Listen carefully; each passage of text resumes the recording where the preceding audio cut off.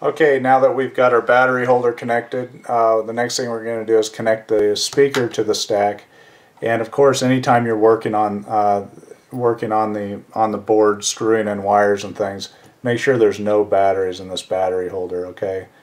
In general, you should anytime you work on this, even when you're bolting it in or doing anything, make sure there's no batteries in here. You don't want this energized. Okay, so the next thing we're going to do is connect the speaker. The speaker actually comes, this one we sell with the kit, comes with a lot of wire on it. And it actually comes with a little 3.5 millimeter plug. I've already cut that off, but I want to show you real quick. When you build your kit, you're going to cut this down to about 12 inches. And so I'm going to leave a little excess wire on this one, but I'm going to show you how it works. So you go ahead and cut the connector off. And then what you want to do is the two wires are connected by their insulation by a little small membrane in between. I'm sure you're all familiar with this. Go ahead with your fingers and peel this back to just a little over an inch on each side or so, an inch or inch and a half. Okay, so they're spread apart. And then you want to strip each side of these about to 1/4 of an inch. The speaker holder, the speaker terminal, which is actually on the amp board down below here, is a little bigger than the ones we used on the RC audio card. So it can take a little longer wire, or a little longer exposed wire to slide in. Okay, so what we're going to do is hook up the first speaker, and the first speaker, your speakers you make sure that the wires go into just one terminal. Don't put one wire over here and the other wire on this side. Make sure both wires just go on either this one or this one. So this allows you to hook two speakers up. One speaker here and another speaker here. Okay. So let's go ahead and do this. Let's strip this wire. We're going to use the 20 gauge again on here on our stripper at about 1/4 of an inch. And I just start cutting around. I put it in the 20 gauge slot, pull the insulation off, and give it a good twist. Okay, and do it on the other side. Very simple. About 1/4 of an inch. Give this side a twist. And then we're going to plug this in. If you read on the board down here on the amp board, one slot is labeled out 1 plus, and then the other side's out 1 minus.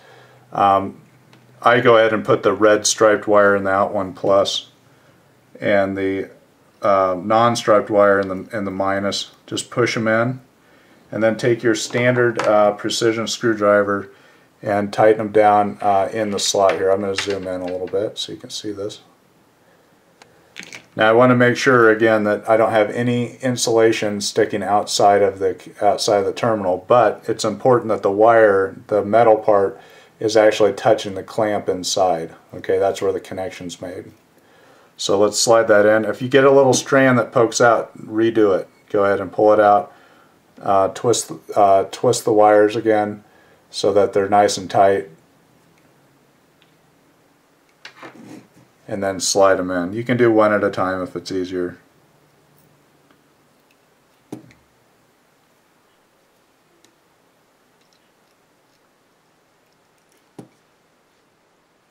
Sometimes it takes a couple tries. And this one was actually, I'd hooked up to it before, so I need to lower the clamping mechanism. That's why I'm having trouble. So I'll just go ahead and lower it and then slide them in. Slide one side in and tighten it down.